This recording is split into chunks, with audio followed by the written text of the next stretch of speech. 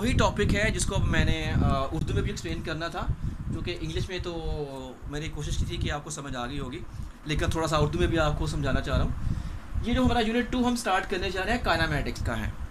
Chapter का name ही kinematics है, और जो काइनेमैटिक्स है इसके मीनिंग से ही आपको इसकी डेफिनेशन याद होनी चाहिए, ठीक है। काइनेमैटिक्स का मतलब जो अपने जहन में रखो, काइनेमैटिक्स का मतलब होता है मोशन। असल में इसका मतलब मोशन है, मोशन से ये वर्ड निकला है, ठीक है। लेकिन फिजिक्स में जब इसको हम डिफ़ाइन करते हैं तो हम कहते हैं कि काइनेमैटिक्स जो है ये फिज़िक्स की एक ब्रांच है या स्टडी ऑफ मोशन है विदाउट डिस्कसिंग द कॉज, जिसमें हम ऑब्जेक्ट की जो रीज़न है, जो कॉजेज़ हैं, वो डिस्कस नहीं करते कि किस वजह से ऑब्जेक्ट में मोशन पैदा हो रही है, वो हम इसमें कंसिडर नहीं करते। इसमें सिर्फ हम यही स्टडी करते हैं कि ऑब्जेक्ट मोशन में है और वो किस टाइप की मोशन में है। यही सिर्फ इस ब्रांच में हम स्टडी करते हैं कि किस टाइप की मोशन में है, लेकिन हम ये स्टडी नहीं करते कि उसकी रीज़न क्या है, क्यों वो मूव कर रहा है, क्या वजह है जो उसको चीज़ मूव करवा रही है। वो हम काइनेमैटिक्स में स्टडी नहीं करते, वो हमारी एक और ब्रांच है, उसमें हम स्टडी करते हैं, ठीक है।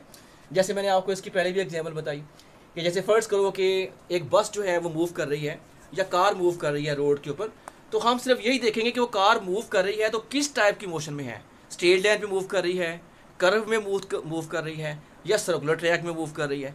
हम सिर्फ यही स्टडी करेंगे, हम ये नहीं देखेंगे कि कौन सी चीज़ इसको चला रही है। वो तो हमें पता है कि इंजन की फोर्स चला रही है, फिर इंजन वो भी हम वो स्टडी नहीं करेंगे, कौन सी फोर्स चला रही है वो हम इसमें स्टडी नहीं करते, सिर्फ हम उसकी मोशन को, उसकी टाइप को स्टडी करते हैं। तो उस ब्रांच ऑफ फिजिक्स को हम काइनेमैटिक्स कहते हैं। अब नेक्स्ट हमारा टॉपिक है रेस्ट एंड मोशन। रेस्ट को हम उर्दू में आराम कहते हैं और मोशन को हम उर्दू में हरकत कहते हैं।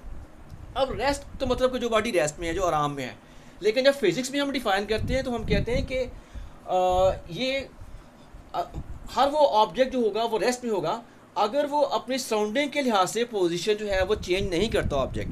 अगर कोई पर्सन, अगर कोई आदमी, अगर कोई शख्स, अगर कोई ऑब्जेक्ट अपने इर्द गिर्द की चीज़ों के लिहाज से, सराउंडिंग का मतलब होता है इर्द गिर्द की चीज़ें, जैसे मेरे पास ये दीवार है, ये वाइट बोर्ड है, इधर दीवार है, इसके लिहाज से अगर मैं अपनी पोजीशन चेंज नहीं कर रहा तो मैं रेस्ट में हूँ।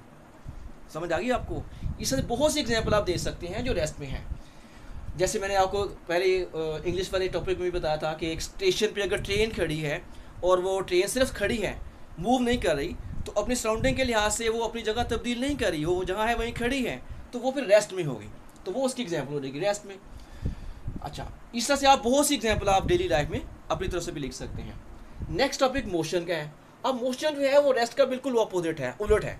तो ज़ाहिर है उस ऑब्जेक्ट को हम कहेंगे वो ऑब्जेक्ट मोशन में होगा जो अपनी सराउंडिंग के लिहाज से पोजीशन चेंज कर रहा होगा, जो अपनी सराउंडिंग के लिहाज से अपनी पोजीशन चेंज कर रहा होगा, उसको हम कहेंगे मोशन में है।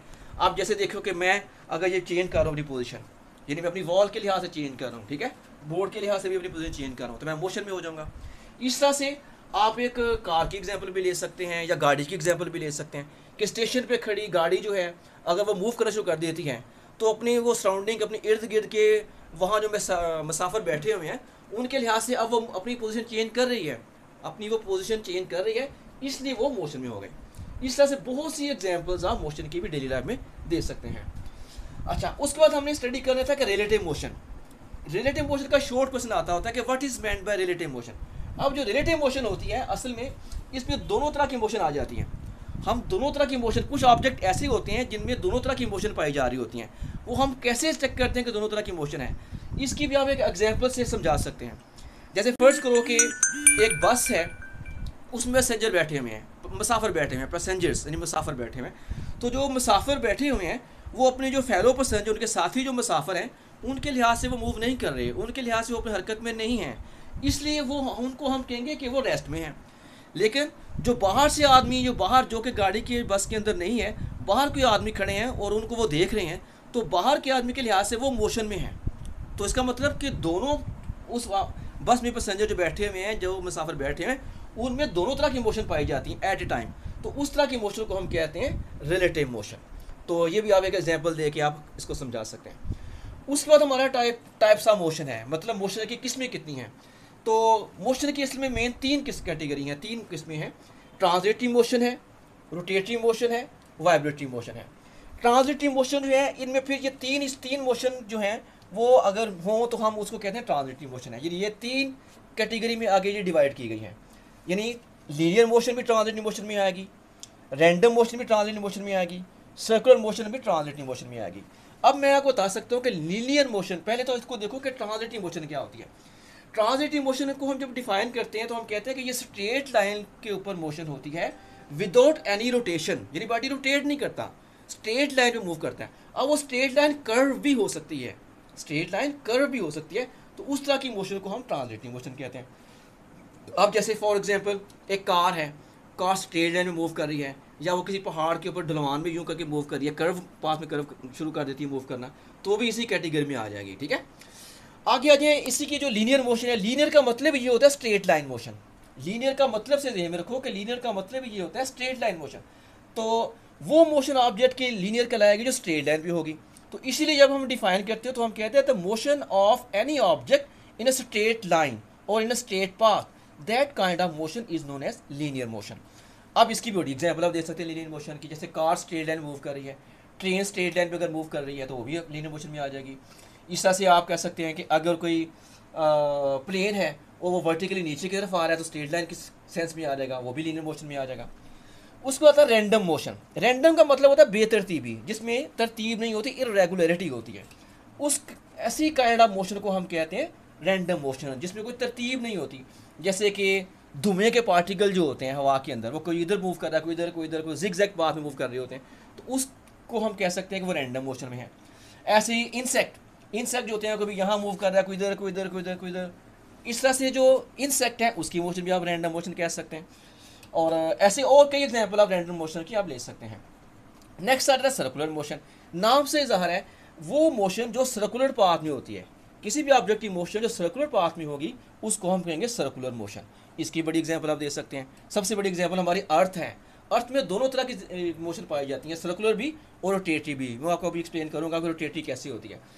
अच्छा, अब एक और एग्जांपल इसकी आप दे सकते हैं, जैसे कि एक टॉय ट्रेन है, अगर वो सर्कुलर ट्रैक में मूव कर रही है तो हम कहेंगे वो भी सर्कुलर मोशन है। तो इस तरह से ट्रांजिटिव मोशन के ये 3 एग्जांपल को आप डिफाइन भी करेंगे, साथ में एग्जांपल भी लिखेंगे। ठीक है, अच्छा आगे आ जाए। अब रोटेटरी मोशन क्या होती है? रोटेटरी मोशन असल में स्पिनिंग मोशन होती है ऑब्जेक्ट की। तो इसको हम डिफाइन करते हैं spinning motion of the object about it's on axis.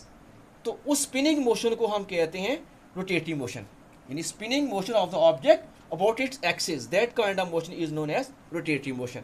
इसकी एग्जांपल है फॉर एग्जांपल टॉप, ये एग्जांपल इसकी टॉप, जी टॉप समझते होंगे। टॉप क्या है? लट्टू, जिसको उर्दू में लट्टू कहते हैं।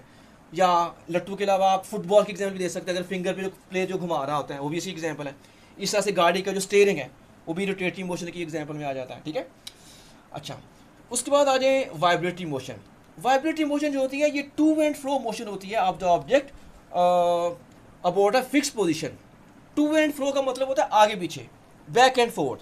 जैसे झूला है, या जिसको हम कहते हैं पींग, जिसको उर्दू में कहते हैं, वो भी इसी की एग्जांपल है कि जो झूला होता है उसमें क्या होता है कि बच्चा जो होता है वो एक फिक्स पॉइंट के आगे पीछे मूव कर रहा होता है, तो वो वाइब्रेटरी मोशन की एग्जांपल आ जाएगी। इस तरह से पेंडुलम क्लॉक में पेंडुलम होता है वो नीचे आगे पीछे यूँ मूव कर रहा होता है एक ही पॉइंट पे अबाउट, तो उसको हम कहते हैं वाइब्रेटरी मोशन। तो ये तीनों एग्जांपल थी जो मैंने एक्सप्लेन की हैं, इन्हीं को आपने याद करना है। इन्हीं के मतलब जो क्वेश्चन है वो इन्हीं से क्वेश्चन बन जाएंगे। आपको मैं पहला क्वेश्चन बता देता हूँ। डिफाइन काइनेमेटिक्स लिखने की जरूरत नहीं है, अगर आप लिखना चाहते हैं तो पहले आप लिख लें डिफाइन काइनेमेटिक्स, पहला क्वेश्चन है। डिफाइन काइनेमेटिक्स, ये पहला question.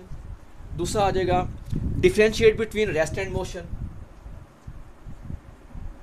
Differentiate between rest and motion, इन दोनों में फ़र्क बताना है। Differentiate between rest and motion, मैंने आपको बताया था कि जब डिफरेंशिएट का क्वेश्चन आता है तो उसमें कम से कम 2 चीज़ें आपने लाजमी बतानी होती है। एक डेफिनेशन लिख सकते हैं, दूसरा एग्जाम्पल, मतलब डिफरेंट तरीके से आपने बताना होता है। और थर्ड क्वेश्चन है टाइप्स ऑफ मोशन। आपको लॉन्ग में भी आ सकता है, लेकिन टाइप्स ऑफ मोशन में आपको सेपरेटली भी पूछते हैं। Define transitory motion, define rotatory motion, define vibratory motion. तो इन्हीं से ये क्वेश्चन बन जाएगी। मेरा ख्याल मुझे लिखने की ज़रूरत नहीं है, आप इन्हीं को वैसे लिख लें इधर। Define transitory motion, define rotatory motion, define vibratory motion, ये तीनों को ही आपने डिफाइन करना है। और सामने जब भी आपको मैंने बताया था कि जब क्वेश्चन एग्जामिनर देता है तो वो डिफाइन ही लिखता है, तो उसका मतलब ये नहीं होता कि आपने सिर्फ डेफिनेशन लिख के छोड़ देना है, आपने डिफाइन करना है। अगर उसकी एग्जाम्पल है तो एग्जाम्पल भी लाजमी लिखनी है, तब आपका वो क्वेश्चन पूरा होगा। अगर आपको डिफाइन का आता है तो आपने इनकी एग्जाम्पल भी देनी है, हर एक के साथ साथ अपने एग्जाम्पल भी कम से कम 2 या 3 जितनी भी आप दे सकते हैं वो आपने देनी है। तो यही आज का हमारा टॉपिक था। और एक और question, what is meant by relative motion, ये आप मैं लिख देता हूँ, what is relative motion, relative motion, what is relative motion.